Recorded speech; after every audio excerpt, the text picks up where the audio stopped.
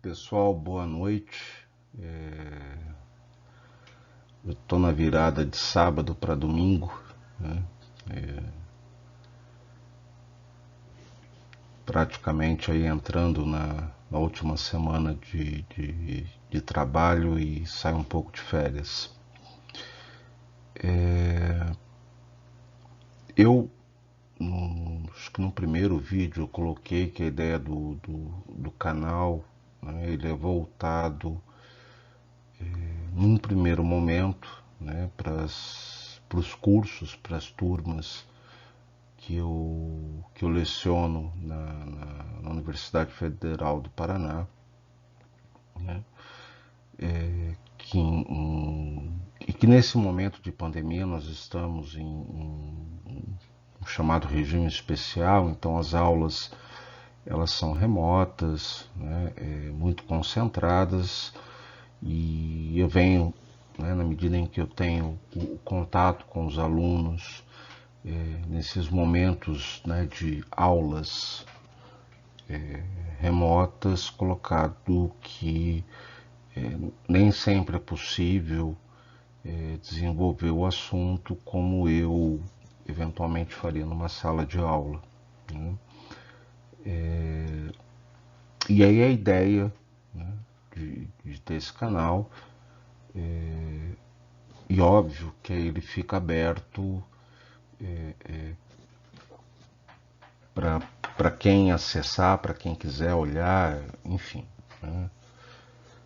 Vamos ver se no decorrer do tempo eu amadureço, né, a ideia desse meio de comunicação. Eu hoje estou trazendo um assunto um tanto quanto espinhoso, né, da qual eu estou chamando aqui de falácias e contradições do desenvolvimento sustentável, né, que é um termo que ganha uma dimensão significativa a partir do final dos anos 90 e com a conferência, né, do meio ambiente realizada no Rio de Janeiro em 92. E aí ele é um termo que surge, que vai sendo cunhado e que vai sendo absorvido pelos estados-nações, pelas empresas, pelas firmas, pela sociedade, pela academia, né, pela mídia, né, e que na maior parte das vezes, raramente, dentro desses segmentos, óbvio que não as firmas, né, então vamos colocar em especial aqueles que podem pensar do ponto de vista crítico, que seria o Estado, a mídia e a academia, sobretudo, né, os pesquisadores, os intelectuais. Óbvio que ao final, né, da minha conversa com vocês existe aí uma ideia de um segmento que se denomina de um novo capitalismo, de um capitalismo consciente e que traz um tom crítico sobre a atual realidade, um tom extremamente vazio, né, de conteúdo, de análise reflexiva sobre o mundo em que nós vivemos. A questão é que quando a gente vai discutir, né, o desenvolvimento sustentável, né, que se tornou uma espécie de salvação, né, para todos os problemas ou para todas as problemáticas ambientais, né, da quais nós infelizmente vivenciamos, e isso é uma realidade, quer dizer, seria qualquer absurdo negar, né, que nós estamos diante de uma crise ambiental quando considerado, né, a história da humanidade, você não tem nenhum parâmetro. Mas a questão é que essa crise ambiental, essas problemáticas ambientais, na sua contradição, elas representam como é que eu posso colocar o sucesso do capitalismo, né? O sucesso das firmas, das multinacionais, o sucesso né, sobretudo nas últimas décadas, do neoliberalismo, né, que daqui a pouquinho eu vou, mesmo que de modo muito genérico, muito superficial, comentar um pouco dentro do contexto do desenvolvimento sustentável. Né? É uma contradição muito interessante, porque o sistema capitalista, ele historicamente, ele vive em crise. Né? A gente costuma dizer que as crises são essenciais, elas são fundamentais para a ampliação e reprodução do capital ao longo do tempo. Né? Nós temos um autor, Schumpeter, que fala da chamada destruição criativa, né, que o capitalismo promove. Né? Então, o tempo inteiro ele destrói etapas, modos da qual ele se reproduz, né, na medida em que ele vai entrando em crise, e se renova. Né? Então, muitas vezes fica a sensação de que o capitalismo vai acabar, ele não vai encontrar saídas, e o que a gente, né, quando considera história, o que a gente identifica é o seu contrário, é que a cada crise o capitalismo mais se fortalece. Né? E na sua contradição, né, quer dizer, na medida em que ele vai superando as suas crises, criando e gerando novas crises, novos problemas, né, e no caso a problemática ambiental, significa, na sua contradição, o sucesso, né, do sistema como um todo. Bom, em síntese, eu vou procurar, ao longo da apresentação, eu montei um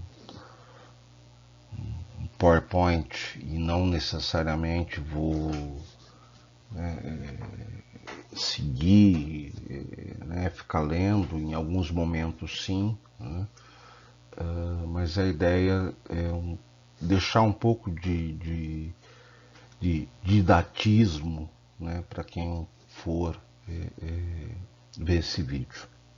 Então, eu acho que a primeira coisa que a gente tem que entender, né, dentro do modo de produção capitalista, é do que nós estamos falando de desenvolvimento, né, e aonde que surge a ideia do sustentável e como é que esses dois termos eles se conflitam, né, e criam, através de todo um discurso, através de toda uma ideologia construída ao longo das últimas décadas, uma falsidade da qual eu, você, o outro, na medida em que nós começamos, né, ou viermos a adotar posições, posturas, ações ambientalmente conscientes, ambientalmente corretas, nós estaremos colaborando para a resolutividade das problemáticas ambientais. Eu sempre insisto no termo, isso é falso. Né? Porque a questão não é a minha ação individual, a sua ação individual. Né? Primeiro que nós vivemos em sociedade. Né? Em segundo lugar, nós temos,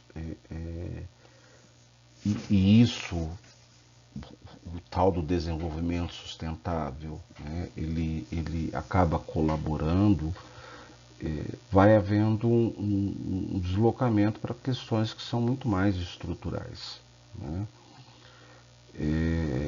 Então, se coloca, né? Quer dizer, nós seres humanos, nós, sociedade, somos destruidores, nós, né? Eu, você, o outro, nós, é a ideia de culpabilização, né?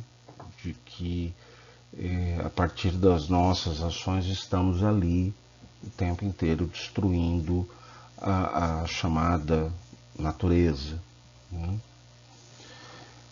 E é como se fosse um balaio de gato, porque se coloca, né, que a minha ação individual tem o mesmo peso que a firma, a empresa multinacional, tem o mesmo peso que o Estado.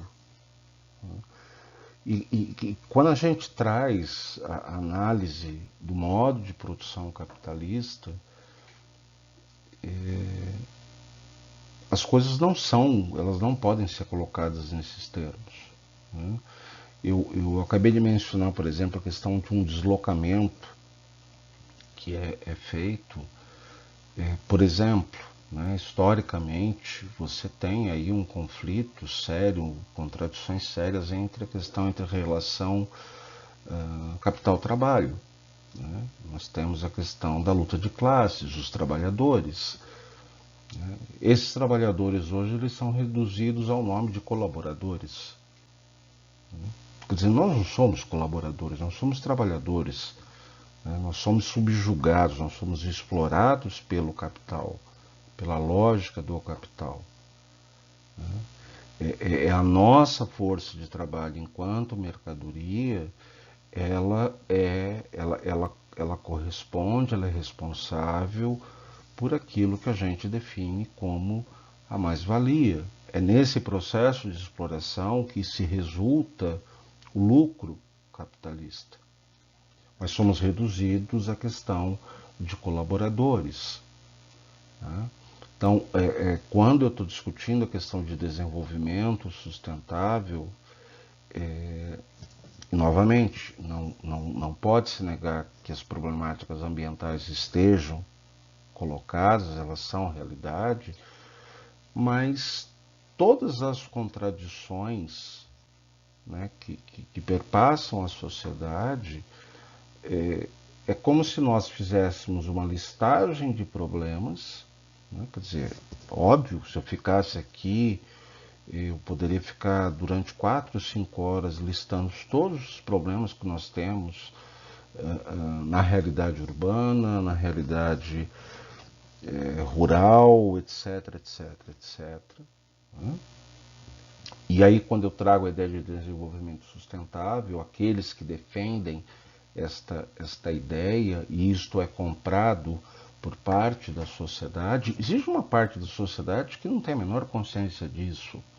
A preocupação dela é colocar a comida na mesa, né? Quer dizer, existe uma fração da sociedade que ela acorda, ela não sabe se ela vai conseguir almoçar, ela não sabe se ela vai conseguir tomar um café da manhã, ela não sabe se ela vai conseguir jantar, né? É essa a realidade que está posta. Mas quando se trata de pessoas, né, como eu ou como vocês, a discussão ela fica num tom como, repito, né, como se cada um de nós tivéssemos o mesmo peso do que as firmas, as multinacionais e o Estado. Então a gente tem que parar para pensar que só a listagem de problemas ela não é suficiente, ela é necessária. Mas eu também tenho que considerar, e as pessoas absorvem isto, né, porque na medida em que elas colocam a listagem de problemas, elas entendem, né, o Estado, as firmas, muitos da academia, muitos pesquisadores, intelectuais, né, que são capitalistas, né, entendem que isso se trata de um desvio de um modelo, né, de alguma falha que houve no meio do caminho do modo de produção capitalista e que a partir da ideia de desenvolvimento sustentável você pode vir a corrigir estas problemáticas. Então, é um pouco do que a gente vai, ou um pouco do que eu vou procurar discutir com vocês. Existe um texto, né, que eu depois compartilho, né, só como referência, e aí no caso eu estou falando com os alunos da universidade lá na UFPR virtual, de um colega, né, um grande amigo, o Leandro Dias de Oliveira, que é professor da Federal Rural do Rio de Janeiro, do Departamento de Geografia, um artigo que ele publicou na revista Carta Internacional, em 2012, que se chama Geopolítica do Desenvolvimento Sustentável, reflexões sobre encontro entre economia e ecologia. Né? Então, eu recomendo a leitura desse artigo, né? Porque o Leandro ele tem uma capacidade de não só de análise, de reflexão sobre essas questões, essas problemáticas, mas de trazer uma série de referências, uma série de autores, né, e a capacidade de síntese, né, que ele tem sobre essas questões, e no caso aqui em especial, o desenvolvimento, a ideia de sustentável, né, e como é que se dá esse encontro a partir dessa construção conceitual que é nebulosa, ela é fragilizada, né? ela, ela mais obscurece do que clarifica, né? As contradições, né? Que na verdade elas deveriam ser discutidas. Quer dizer, eu parto do princípio de que o enfrentamento das problemáticas ambientais, elas passam necessariamente por se discutir o modo de produção capitalista, né? E isso não significa criar um novo capitalismo, né? Eu já coloquei em outro vídeo, significa, na minha perspectiva, lutar, pensar, construir um mundo anticapitalista, né? Porque a lógica do capitalismo, mesmo que eu fale sobre um novo capitalismo, mas ao final eu vou falar especificamente sobre isso, ele não deixa de vislumbrar o lucro, né? O sistema financeiro não fica em segundo plano nesse processo, né? Então, a remuneração dos juros, ela permanece, né? A questão da terra está presente, então a questão da renda da terra está presente, quer dizer, então falar em novo capitalismo é mais uma forma de falsear, de ludibriar, né, a nós trabalhadores, tal como o desenvolvimento sustentável se presta neste momento. Quer dizer, é muito preocupante quando você tem a ideia de desenvolvimento sustentável e agora surgindo um movimento da ideia de um capitalismo consciente, de um novo capitalismo, de um setor 2.5, da qual daqui a pouco eu exemplifico, eu vou procurar explicar um pouco do que se trata, né?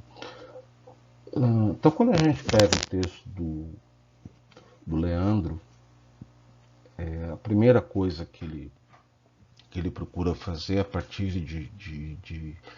de, de uma série de referências de autores fundamentais, é trazer para nós o que é o conceito de desenvolvimento dentro do modo de produção capitalista.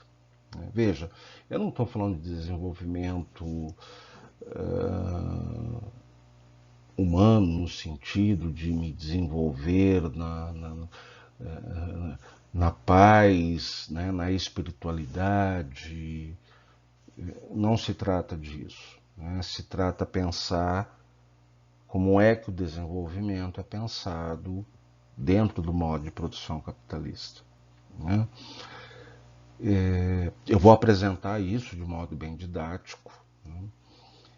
E para adiantar, existe um autor chamado Amartya Sen, é um economista indiano, que trabalha com a ideia de desenvolvimento como liberdade. Né? Quer dizer, ele não nega a importância da renda na vida dos indivíduos, mas trabalha ali a questões como questão de gênero, preconceito, de racismo, a presença e ausência do Estado, né, na qualidade de vida dos indivíduos. Quer dizer, é uma perspectiva bem interessante, é um livro, né, que eu recomendo. Mas aqui no caso, o Leandro, ele é bem pontual, né, pensando ou trazendo a reflexão do desenvolvimento a partir, sobretudo, da perspectiva das firmas, né, dos agentes econômicos, né, que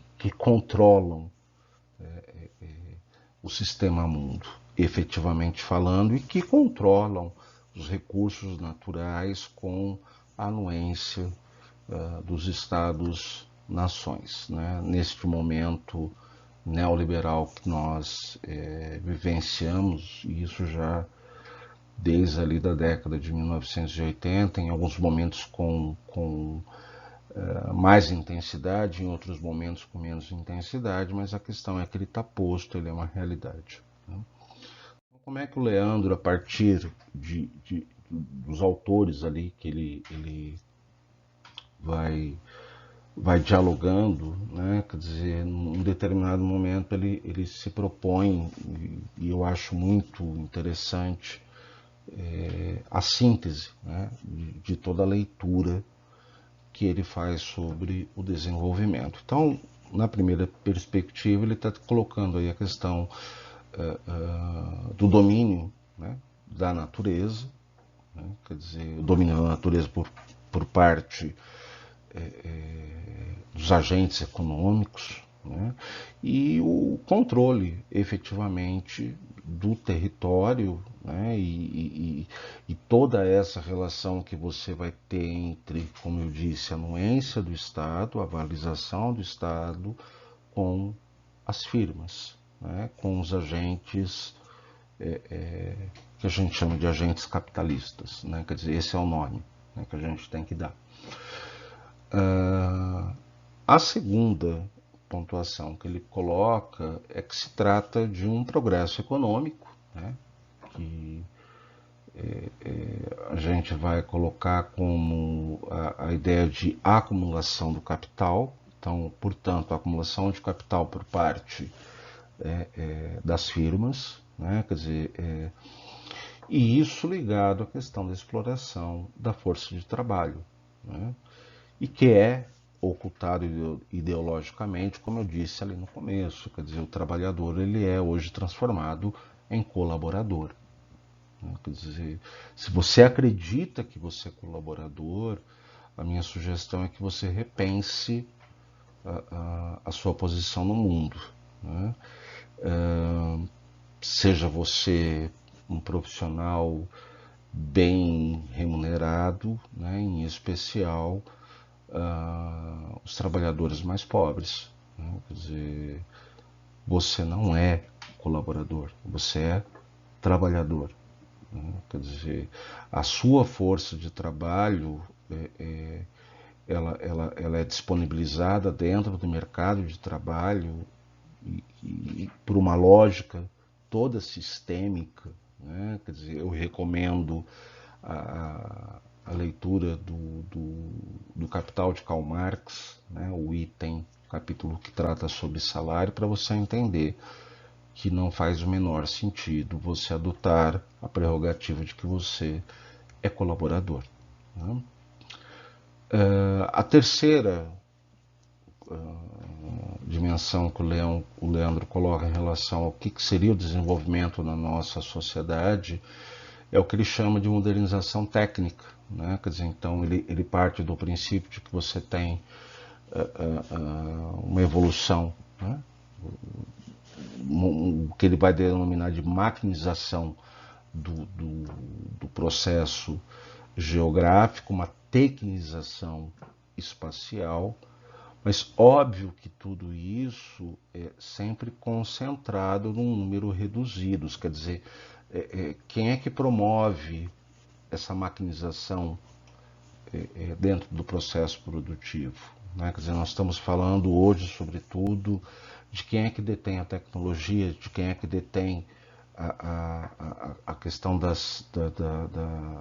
da informação, né, que é fundamental atualmente no modo de produção capitalista. Nós estamos falando de poucas firmas. Né? Quer dizer, nós estamos falando de um número reduzido, e isso você pode aplicar para qualquer setor, né? Desde o setor produtivo, do setor que trabalha com extração de minérios, indústrias, entretenimento. Você pega esse setor da tecnologia, onde você tem 3, 4 grandes empresas que dominam o mercado mundial, né? Microsoft, IBM, redes sociais concentradas na mão de um único sujeito, né, que se prega como um cara socialmente, ambientalmente preocupado com a realidade, escambau. Né? Quer dizer, vamos deixar de ser inocente. Vamos ter a devida reflexão do que se tratam as redes sociais em nossas vidas. Veja, eu não estou dizendo para não usar as redes sociais, mas eu estou dizendo para que você tenha criticidade no que você faz dentro das redes sociais.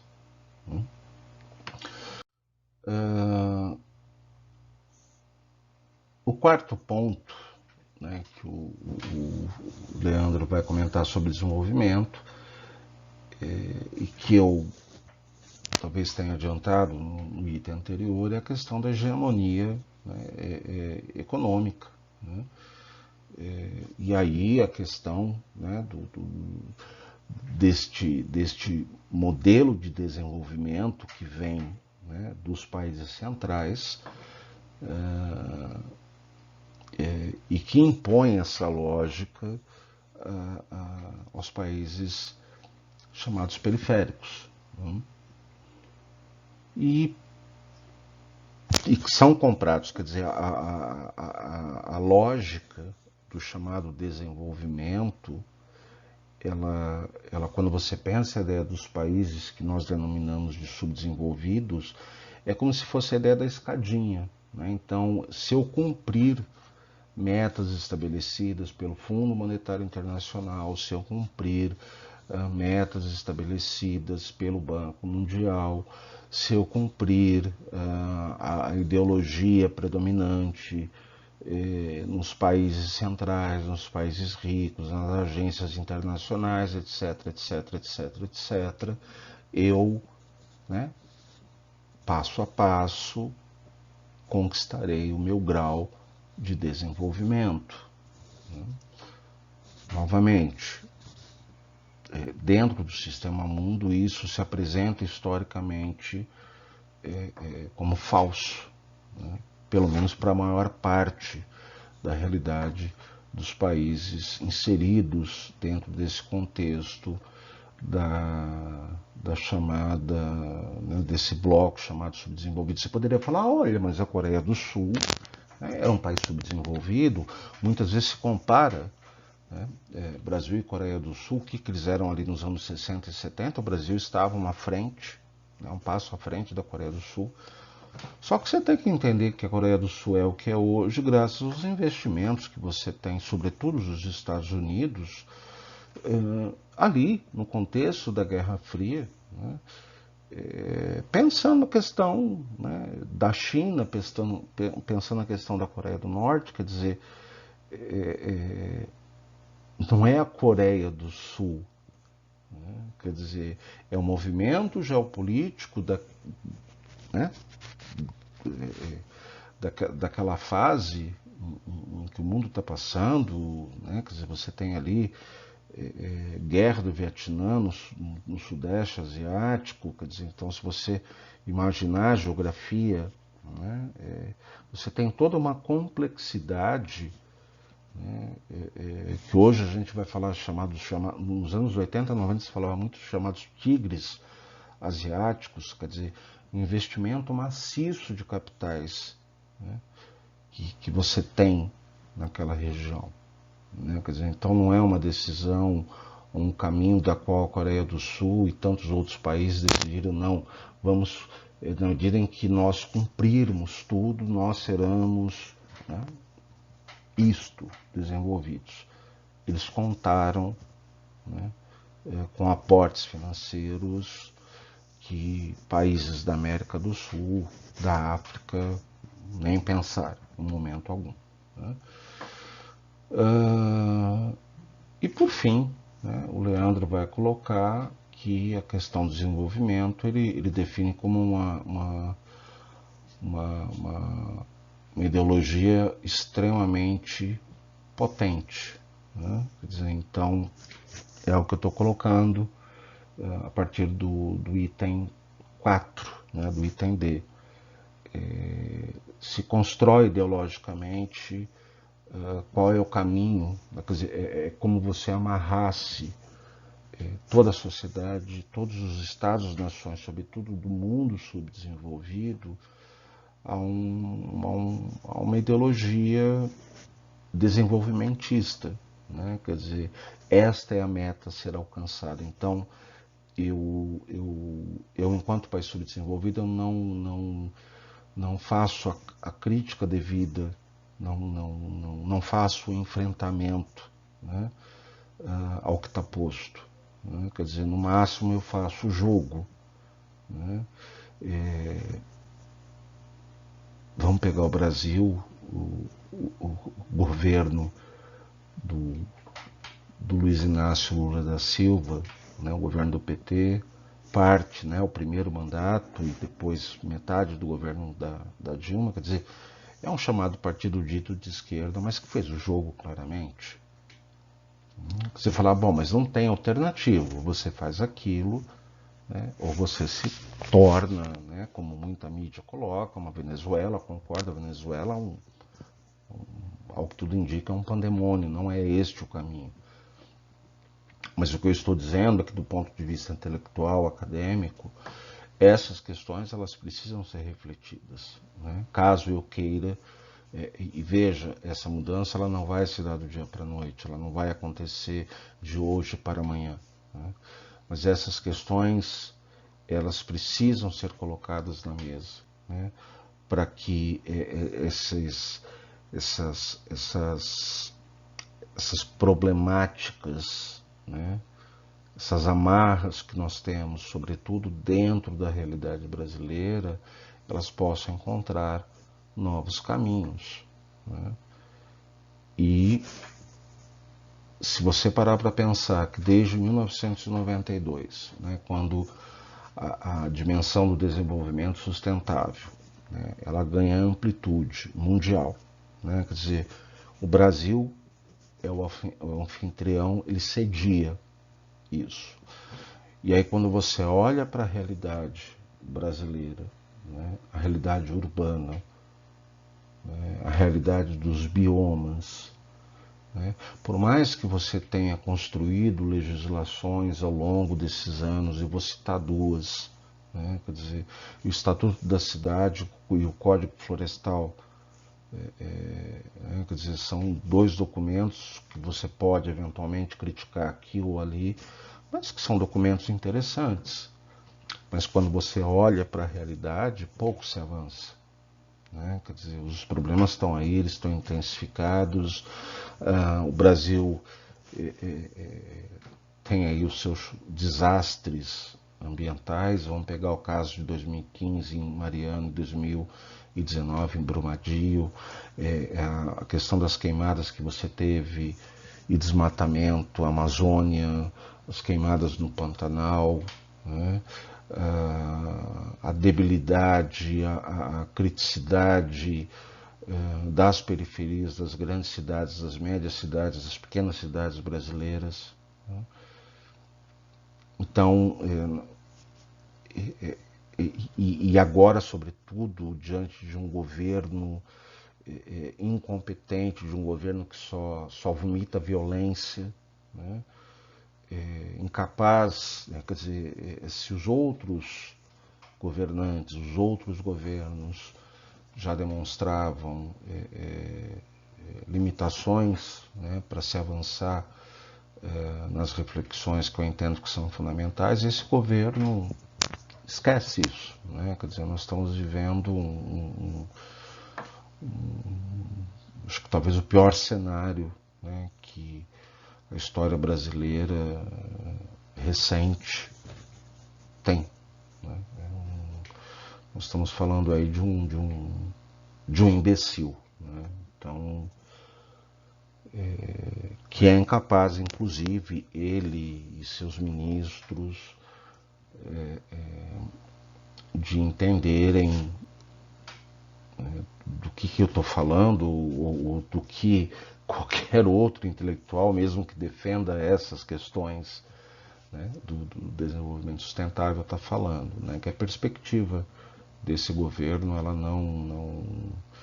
não é parâmetro para absolutamente nada, é zero. É a pior situação que nós poderíamos vivenciar.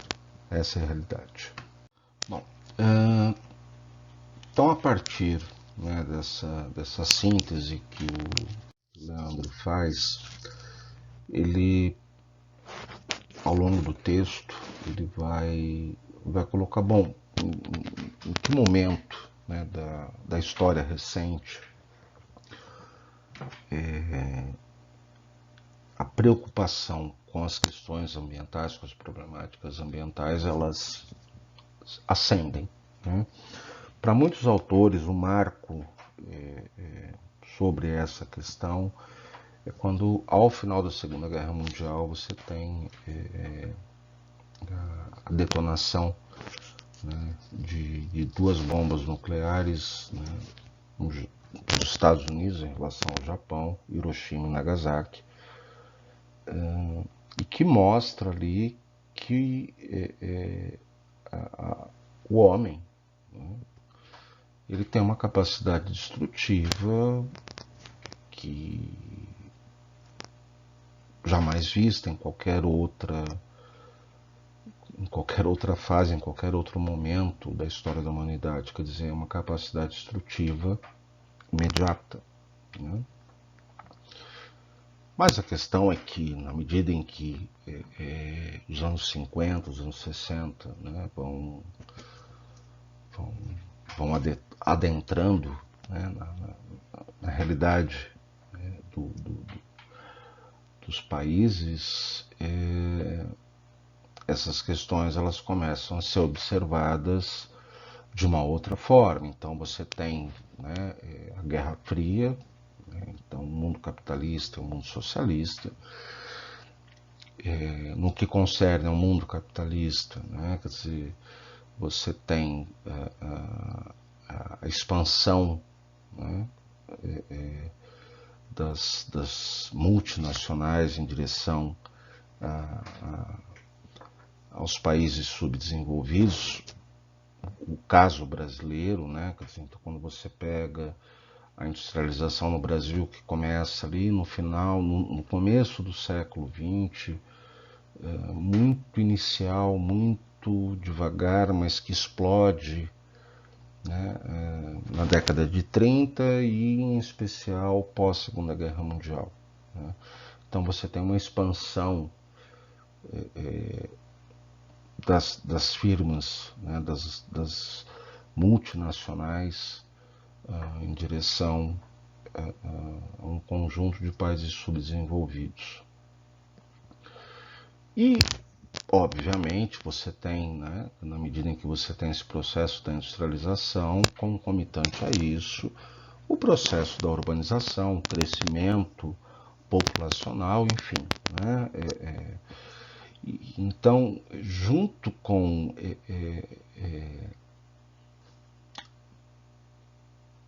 a análise de alguns intelectuais, né, e óbvio, sempre atrelados, né, à preocupação, aos interesses dessas firmas em relação aos recursos naturais. Quer dizer, tenta imaginar o seguinte: você tem um país subdesenvolvido, né, que está absorvendo um leque, ou está construindo um parque industrial, né? Quer dizer, então, mesmo que essas empresas sejam internacionais, existe ali toda uma pressão, toda uma exploração de recursos que são naturais. Né? Então, esses intelectuais estão dizendo o seguinte: olha, começa a engatinhar a ideia, né, de que se você aplicar o mesmo modelo de crescimento, de desenvolvimento que você tem no mundo desenvolvido, nos países centrais, no mundo rico, para os países subdesenvolvidos, né, a contabilidade, de acordo com eles, não vai fechar. Né. Ao mesmo tempo, se verifica no mundo subdesenvolvido um crescimento populacional. E aí surge o conceito do chamado neomalthusianismo. Né? Então, para quem lá na escola, em algum momento, deve lembrar da teoria de Malthus, né? Onde a população ela cresce em taxa geométrica, né? E os alimentos, recursos, em taxa aritmética. Né? Então, quando você pega a curva um com o outro, a população explode. Então, a partir dos anos 50, 60, o neomalthusianismo ganha uma dimensão fundamental. E aí o Leandro vai colocar, ele não faz esse debate necessariamente, mas ele vai dizer que nesse contexto você tem duas correntes que estão surgindo. Né? Que a gente denomina de o preservacionismo, né? Então, rapidamente, a ideia de que a partir da implantação de reservas ecológicas ambientais, você isola essa unidade, essa área, mantém ali aquela população indígena, ribeirinha, né? Isola ela de qualquer intervenção urbana, industrialização, enfim. Né? É como se você fizesse uma redoma de vidro dentro daquela área. Né? É extremamente contestável esse processo. Né? Você pode dizer, mas é necessário, porque se nós não fizermos isso, a gente destrói tudo. Né? Mas aí, novamente, eu insisto, enquanto nós não... Quer dizer, isso é um problema, mas enquanto eu não discutir a raiz do problema, o porquê que eu chego ao ponto de defender a constituição de reservas ecológicas, eu só vou ficar reproduzindo uma luta da qual ela está perdida, né? Da qual ela já tem um vencedor que está posto. Essa é a realidade. Né? E do outro lado, no meio desse processo todo, tem lá a corrente dos chamados conservacionistas, que vão pregar que sim, é possível você, de modo adequado, de modo consciente, fazer a exploração dos recursos naturais, né? Discurso, né, para a maioria dos cidadãos, e os conservacionistas ligados a perspectiva de mercado, de precificação, de mercantilização desses recursos. Então,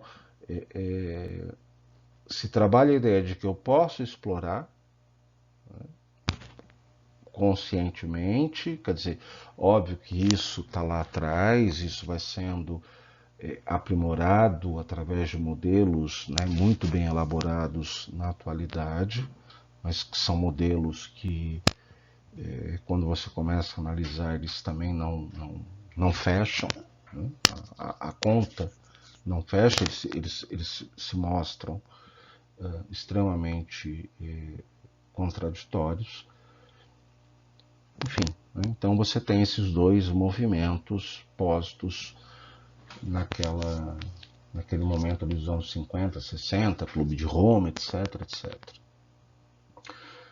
E o fato é que quando a gente discute desenvolvimento sustentável, ele tem uma referência, né, que é justamente os chamados conservacionistas, né? Quer dizer, então o que a gente tem que entender é que mesmo que um conceito, né, nebuloso, como é o caso do desenvolvimento sustentável, ele não sai do nada, ele não surge do nada, né? Então ele tem todo um respaldo histórico, né, que está ali atrás. Do ponto de vista mais específico, né, a gente tem aí alguns divisores de água nessa discussão, né? Então você tem a primeira grande conferência ambiental de Estocolmo, na Suécia, em 1972, e concomitante a isso um livro, né, que até hoje é discutido, é um livro fundamental para os ambientalistas, né? Recentemente ele foi revisto, né? Ele é financiado pelo Clube de Roma, pois eu sugiro que vocês pesquisem a origem, né, do Clube de Roma. Mas a ideia do livro é que você pare o crescimento econômico e populacional, né? Só que quando você vai lá na Conferência de Estocolmo de 72, o debate é o parar o crescimento econômico dos países subdesenvolvidos, o parar o crescimento populacional dos países subdesenvolvidos. Então, óbvio que ali você tem um conflito e não se chega a lugar algum. Ali, a partir dos anos de 1980, a ONU, né, ela retoma de modo mais pragmático a questão da discussão ambiental e forma-se ali a chamada Comissão Brundtland. Esse seria o termo, não sei a pronúncia correta, né? E é onde surge, né, um documento intitulado Nosso Futuro, 1987, e que é onde vem o conceito de desenvolvimento sustentável, né? Quer dizer, então tentando fazer reparos ou amenizar posições que são mais duras que aparecem nos limites do crescimento de 72, né? Então, a partir dali de 87, e aí quando nós chegamos na conferência de 92 no Rio de Janeiro, né, uma grande festa, né, por assim dizer, gradualmente, a partir daquele instante, você tem os estados, né? Então, por exemplo, se você pega o Brasil, né, os entes federativos, então você tem o governo federal, os estados e municípios, óbvio, não são todos, mas cada vez mais aparecem, né, as secretarias de meio ambiente, as ações, os projetos, são legítimas, são fundamentais, né? mas é aquela situação, você tapa um buraco aqui, surge um buraco ali. Né? E por que que isso o tempo inteiro acontece? Né? Quer dizer, as secretarias de meio ambiente elas não dão conta de resolver os problemas porque eles são estruturais. Né? Então é louvável os agentes que estão, né, ocupando essas posições, mas não dão conta. Né? É isso, porque é estrutural, né? Quer dizer, são as contradições do processo de urbanização, são as contradições que você tem na área rural. Né? Então, por mais que você tenha pessoas ali bem intencionadas, elas não dão conta, né, de tentar resolver o máximo possível das chamadas problemáticas ambientais. Eu estou aqui em Curitiba, Curitiba tem um discurso lascado, né? Uma cidade ecológica, vai para a periferia. Né? Quer dizer, isso é muito bonito nos bairros centrais.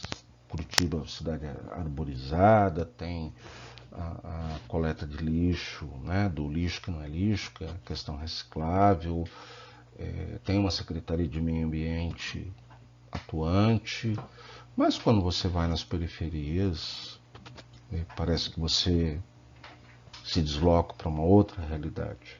Né? Mas enfim, a ideia do desenvolvimento sustentável, então, ela é absorvida pelos Estados-nações. Né? Aí a gente tem que lembrar que nós estamos no momento do chamado neoliberalismo, então existe um vínculo entre o que é esse Estado, né, pressionado pelas firmas, né, e as organizações não governamentais. Né. Eu não vou mencionar aqui, por uma questão de entender que não vale a pena.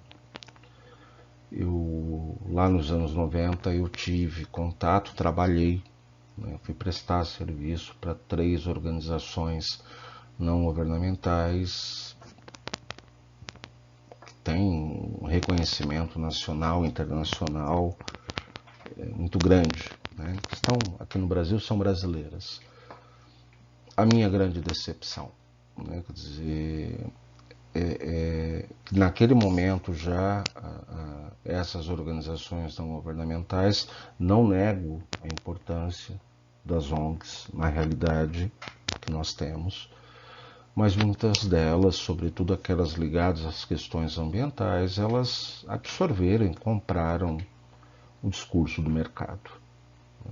Isso é um fato. Então, elas promovem discursos, elas promovem falas críticas, né, mas estão associadas e ligadas diretamente às firmas. Então, as firmas vendem a ideia de que elas buscam políticas de sustentabilidade, né, e para legitimar essas políticas, muitas vezes existe ali um vínculo com as organizações não governamentais. Né.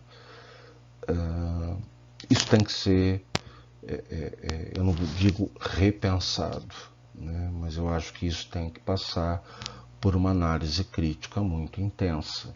Né. Da mesma forma de que a gente teria ou precisa fazer uma análise muito crítica quando a gente discute homem e natureza. Né. Dentro da perspectiva do desenvolvimento sustentável, isso não é feito. Né. Quer dizer, é feito de modo raso. Né. Você não discute essa complexidade a partir do modo de produção capitalista. Tá? Então, eu insisto, você lista problemas, entende que os problemas são desvio de modelo, são falhas do sistema, né? E aí a partir desses problemas você constrói gestões, planejamentos no sentido de dar uma resposta, né, à sociedade, só que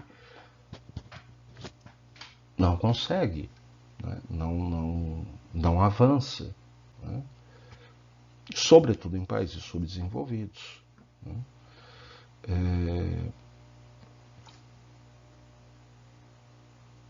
Você vai falar, bom, mas o mundo desenvolvido, Noruega, Alemanha, Finlândia, etc, etc, etc. Nossa, os caras têm lá todo o modelo, né? Eles estão conseguindo. Pois é, pega uma das maiores produtoras de agrotóxicos do mundo, Bayer, alemã.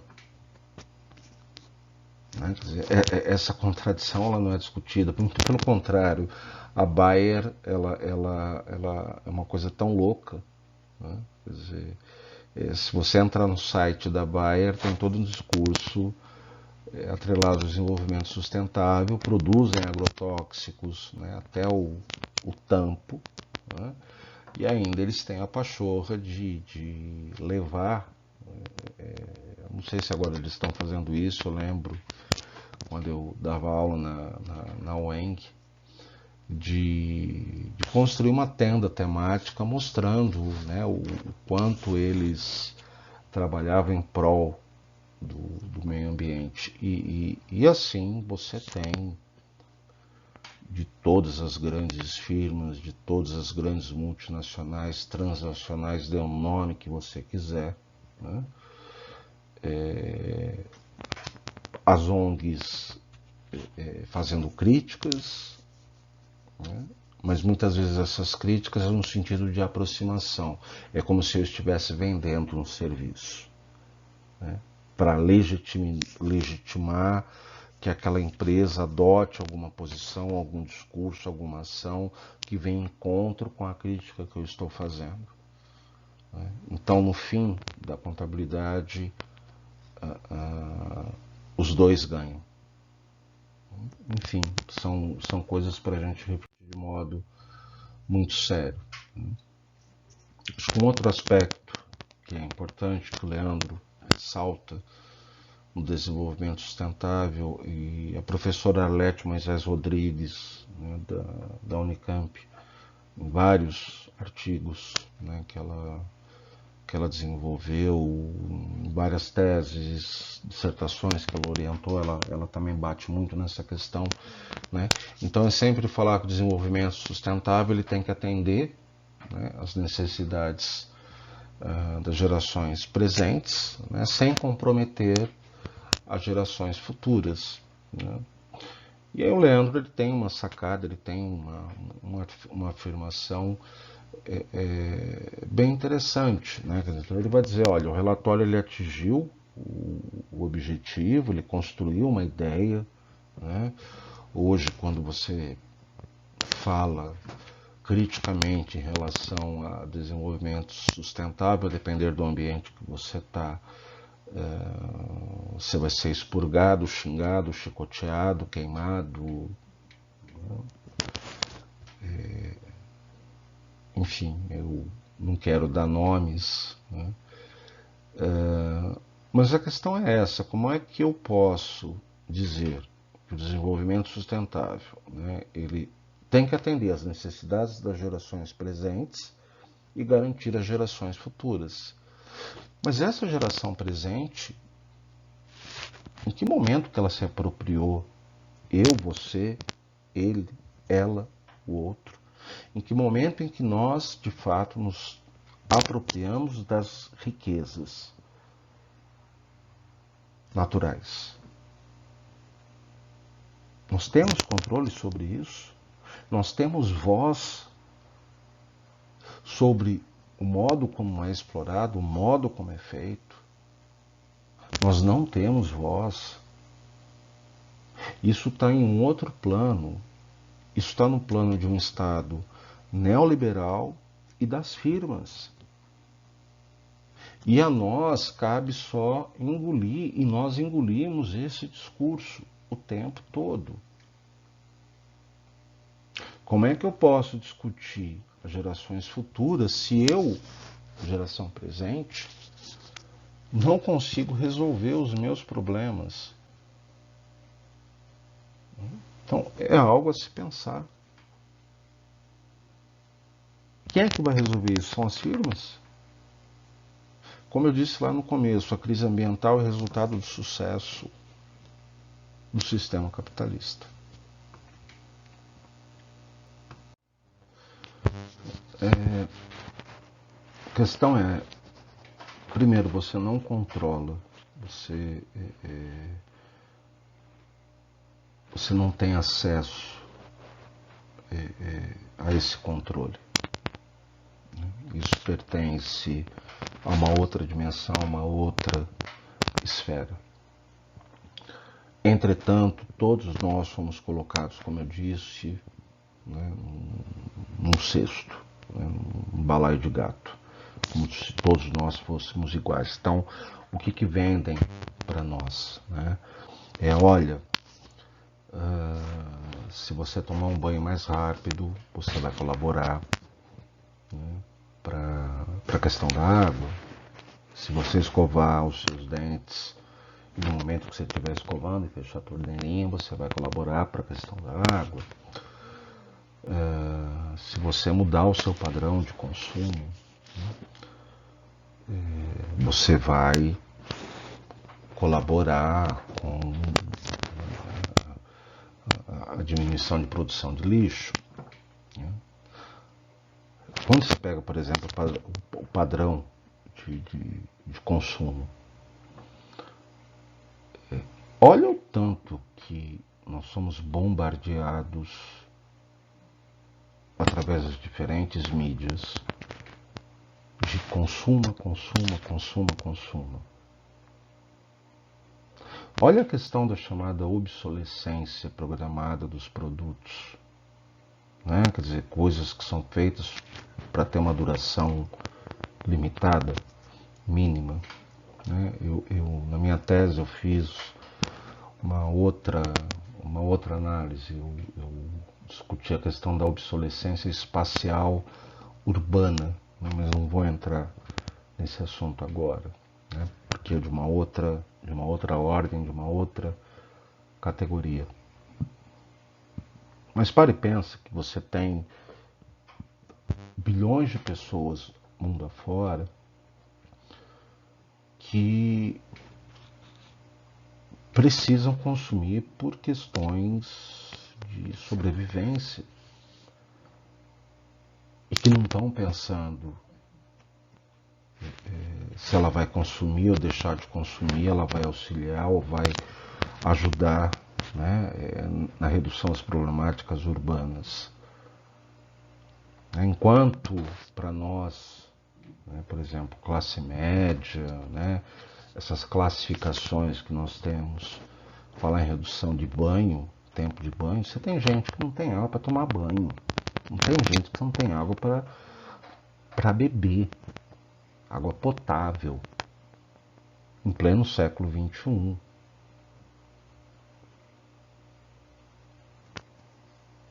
Então, que tipo de desenvolvimento sustentável é esse?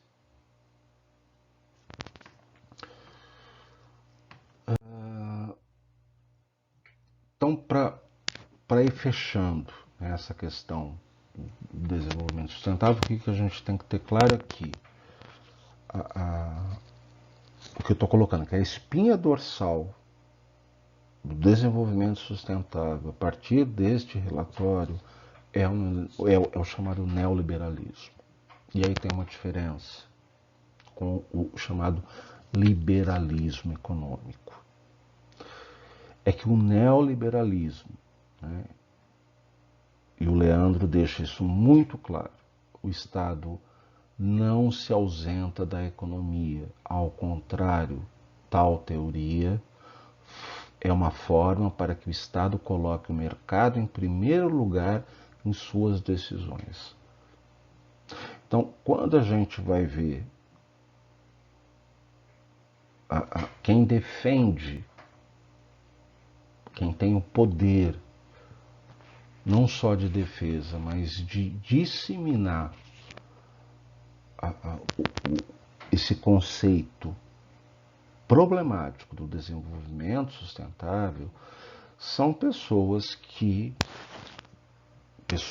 firmas, entidades, organizações não governamentais, os estados, que acreditam que a aproximação entre o Estado e o mercado, ou seja, o Estado liberando o mercado para que ele possa tomar as decisões em primeiro lugar, e o Estado faz isso através de leis, de normas, etc, etc, etc. O mercado seria capaz, ou ele é capaz, né, de trazer o chamado desenvolvimento sustentável para a nossa realidade. Então, isso é muito grave. Aqui eu vou dar uma passada rápida, né? Isso está gravado para quem quiser consultar os slides. Então, o que a gente tem que ter clareza é que o desenvolvimento sustentável é, acima de tudo, um projeto geopolítico, né? De dominação territorial, literalmente falando, né? E isso é avalizado pelas chamadas grandes conferências ambientais. Dominação de quem em relação a onde? É a dominação dos países centrais, das grandes firmas, em relação aos chamados países subdesenvolvidos. A gente tem um problema porque se você fizer a leitura ao pé da letra, você vai falar, nossa, então o governo do Bolsonaro está certo, porque o Bolsonaro está dizendo que ele quer que se exploda o que os países ricos estão falando em relação ao Brasil. Isso é falso, isso é teatro. Porque o governo Bolsonaro, e que tem através, né, do seu ministro da Economia, ou desministro, não é um nada, né? Quer dizer, esse governo é extremamente problemático. Mas é um governo que tem uma aproximação com aquilo que você tem, né, de pior dentro da realidade do modo de produção capitalista das firmas, né? Então, é isso que eu estou discutindo. Há anos atrás, eu tive uma discussão com um ambientalista sobre a questão do desenvolvimento sustentável. Ele falou, bom, mas é melhor isso do que nada, né? Óbvio, eu não concordei. Quando eu olho para o governo Bolsonaro, me dá coceira de querer concordar com o sujeito lá de anos atrás, né? Eu parece que eu a minha sensação muitas vezes é que eu não vivi todo esse tempo para poder falar um treco desse. Então, o chamado quanto menos pior, eu ainda insisto na reflexão crítica. Quer dizer, olha o ponto em que o Brasil chegou, né? Quer dizer, nós temos um governo que se alia ao pior, né? Que, por exemplo, o Bolsonaro xingou a Alemanha porque a Alemanha cobrou da questão do fundo da Amazônia, está pressionando porque o atual governo é incompetente na área ambiental. Estou dando um exemplo da Alemanha, eu acabei de falar da Bayer. Recentemente o Bolsonaro aprovou, através de decreto, a liberação de 74 agrotóxicos no país. Óbvio que boa parte deles produzidos pela Bayer. Então a gente precisa tomar cuidado naquilo que a gente está discutindo. E óbvio que tem muitas multinacionais que atuam dentro do Brasil na produção de commodities, que fazem ou querem fazer vistas grossas para a destruição dos biomas, né? Esse governo está intimamente articulado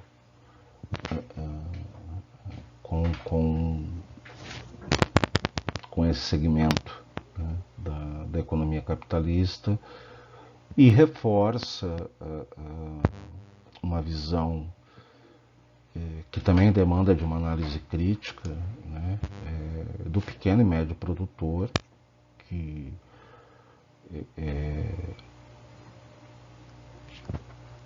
por um lado tem uma visão extremamente conservadora, tacanha, atrasada sobre problemáticas ambientais, e ao mesmo tempo não tira também a legitimidade quando ele cobra que o Estado não dá suporte algum para que ele cumpra minimamente aquilo que está posto na legislação ambiental, né?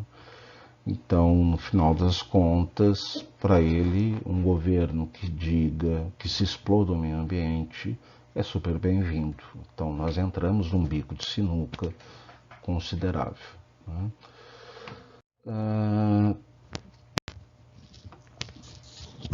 Eu, a título de exemplo, né, poderia pegar vários. Nos últimos dias, eu andei entrando nos mais variados sites, né, de empresas, né, renomadas.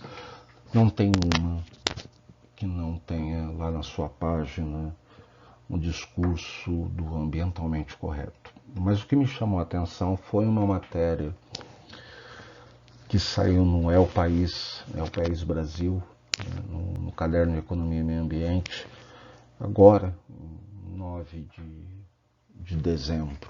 Né? E aí ela coloca lá, né, como matéria, o que significa a água começar a ser cotizada no mercado de futuros de Wall Street. Eu sugiro que vocês leiam a matéria e procurem entender o que é o tal do mercado de futuros, né? Quer dizer, você tem dois mercados nas bolsas, né? Quer dizer, um que você compra e vende de modo imediato, e o outro da qual você compra mirando o futuro, se você aposta, né,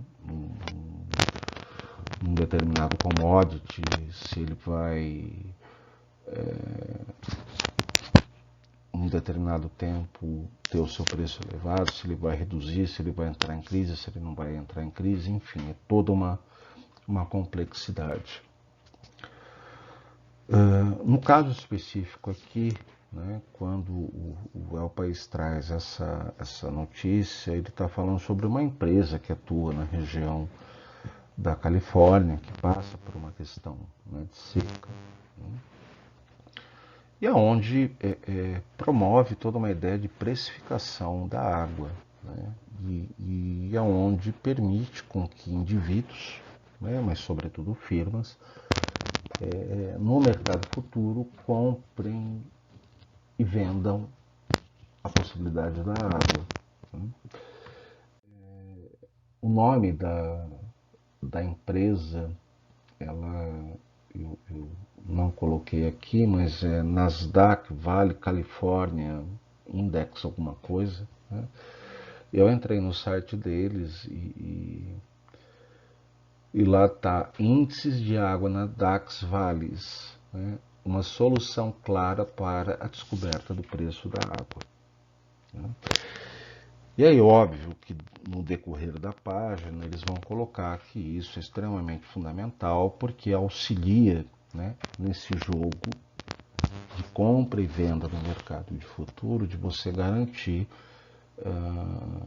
a troca da água, né, entre quem detém água, quem não detém água, nos momentos de seca, né? E então, por um lado, se beneficia quem precisa da água, por exemplo, para irrigação, e se beneficia, do ponto de vista financeiro, quem detém a cota, né, e que vai vender isso para o sujeito que precisa da água. Né? Óbvio, se você pega, por exemplo, a Sabesp, que no Brasil é a maior empresa, uma das maiores empresas da América Latina, de fornecimento de água, de questão de saneamento básico, né, em São Paulo, ela tem ações no mercado, ela é uma empresa mista, de capital aberto. Então, quando a gente para pensar, no caso da Sabesp, não é a água enquanto mercadoria. Né? E aqui também se diz que não seria a água como mercadoria, e sim o modo como você pode vir a usar ela no decorrer do futuro. Né? Mas a questão é que algo que é fundamental e primordial na nossa vida, nós que estamos aqui no nosso cotidiano cheio de problemas, a gente não se atenta que esses agentes financeiros, o mercado financeiro, né, mercantilizou tudo.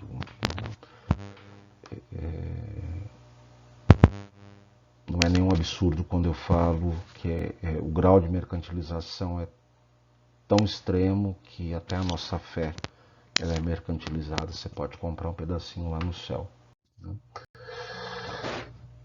E aí eu fui pesquisando, né, sobre essa questão, e existe um veículo de comunicação chamado AUPA, Jornalismo de Impacto Socioambiental. Então, a partir da matéria do El País, eles fizeram uma matéria em cima e pegaram o depoimento de duas pessoas, uma chamada Letícia Yumi Marques. Né? Então, espero que se um dia ela e o Rodrigo Zaidan, não sei como é que pronuncia, olharem meu vídeo, não me processem. Né? Então, isso é uma questão de análise crítica, de não concordância com o que é afirmado, né? Até porque eu entendo que é um absurdo. Né? Então a Letícia ela é colocada ali na matéria como especialista e co-head na cabeça da área de direito ambiental da KLA Advogados, e o professor Rodrigo da New York University Shanghai, né, e da Fundação Dom Cabral. E aí, na entrevista, eles colocam que é possível sim encontrar vantagens, né, nesses contratos futuros. Né? Então, eu estou dando um exemplo de como é que o desenvolvimento sustentável ele é tratado. Isso é pontual e a gente pode colocar isso para outras dimensões. Então, aqui eu faço questão de ler o que está escrito na matéria. Eles entendem que um dos caminhos para o sucesso do desenvolvimento sustentável é estimular as empresas a se engajarem nisso. Mas isso só vai acontecer se os cuidados ambientais gerarem dinheiro. E aí, entre aspas, pode não ser moralmente bonito de se dizer, mas é importante que a preservação gere lucro, afirma Letícia. Lucro para quem? Não é para mim, não é para você. Logo, o que eu proponho para cada um que esteja vendo esse vídeo é se perguntar do que se trata efetivamente de desenvolvimento sustentável na sua realidade, na realidade da sociedade. Lucro e desenvolvimento sustentável, desenvolvimentos não combinam. No modo de produção capitalista, o que se objetiva é o lucro, os juros e a renda. No modo de produção capitalista, o que existe é a exploração da relação capital-trabalho. no modo de produção capitalista que existe a exploração de recursos naturais. O argumento do desenvolvimento sustentável e das firmas, das empresas, é que nós teríamos, a partir de investimentos do ponto de vista tecnológico e de capitais, como reverter tais problemas. Mesmo que isso seja verdade, você vai ter participação nesse processo, você vai ter acesso a esse processo. Existe uma outra situação. As problemáticas elas chegaram em uma tal ordem que, óbvio, o capital é seletivo. O tempo da tecnologia é diferente do tempo do capital. Você só vai investir em tecnologia para a resolutividade de um problema ambiental na medida que você entender que você vai ter lucro. Porque senão a gente vai entrar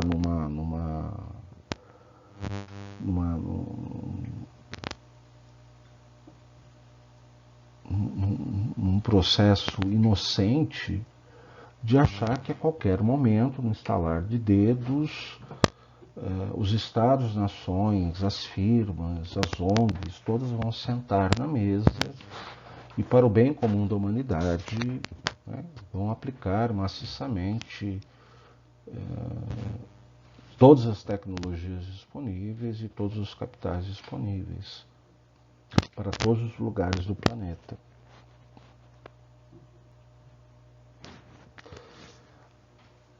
Aí já não seria mais capital.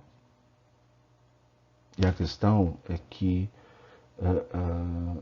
quando você começa a querer pensar na crítica ao sistema capitalista, surge essa ideia louca, né, de um novo capitalismo. Né, um novo capitalismo que prega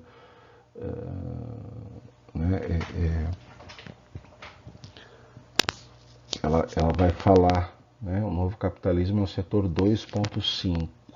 Né, então, é o setor que estaria entre o segundo setor, né, que são as firmas que vislumbram, né, que objetivam lucro, por assim dizer, e o terceiro setor, sem fins lucrativos. Né. E o 2.5 é o que está no meio. Então, ele tem como objetivo o lucro, mas, ao mesmo tempo, tem a preocupação social com a coisa. Né. Se você quer acreditar nisso, boa sorte aí com a sua inocência. Né. Eu vou passar.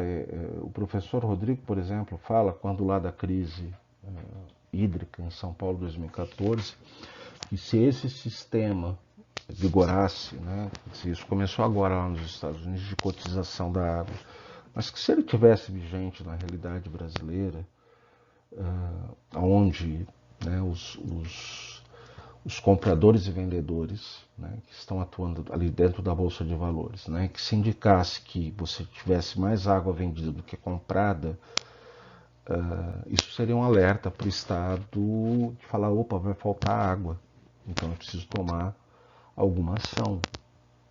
Quer dizer, você, segundo a perspectiva dele, o Estado precisa do indicativo do mercado para poder pensar ou repensar a sua gestão e seu planejamento. Isso é um absurdo. Né? É como se você tirasse o Estado